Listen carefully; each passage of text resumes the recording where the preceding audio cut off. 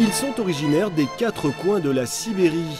80 jeunes virtuoses russes se retrouvent pendant une dizaine de jours à Annecy avec une poignée d'élèves des conservatoires savoyards pour interpréter de grandes œuvres classiques. Dirigé par 2 grands chefs, ce campus d'orchestre permet à ces jeunes de créer ensemble et de confronter leur approche de la musique. On sent quand même des différences, de langage en fait. Dans la musique, certains répertoires dans lesquels nous on est plus à l'aise, où on capte tout de suite ce qu'il faut faire dedans en fait, et d'autres répertoires où c'est l'inverse, où nous on a du mal un peu à se retrouver et puis c'est eux qui savent exactement où aller dans la musique,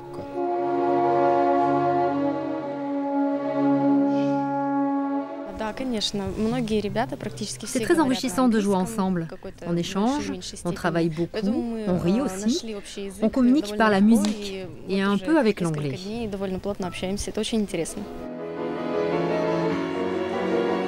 Originaire d'Irkoutsk, le pianiste Denis Matsuev est à l'origine de ces rencontres. Directeur artistique d'Annecy Classic Festival, il encourage l'éducation musicale dans son pays.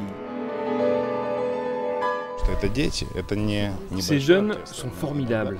Certains sont encore des enfants et quand ils jouent, j'ai l'impression d'écouter un orchestre d'adultes. Certains viennent de régions très lointaines de la Sibérie. Cette terre a toujours été un vivier de talents. Si l'âme slave plane sur Annecy, c'est en grande partie grâce au mécénat d'Andrei Cheglakov. En finançant le festival annécien depuis 4 ans, ce mélomane amène des pointures internationales, mais il cherche aussi à faire rayonner les jeunes pousses de Russie. On s'efforce de débusquer de nouveaux talents, de les soutenir et de les aider à s'ouvrir à la culture du monde. Il faut les rapprocher de la France et de l'Europe.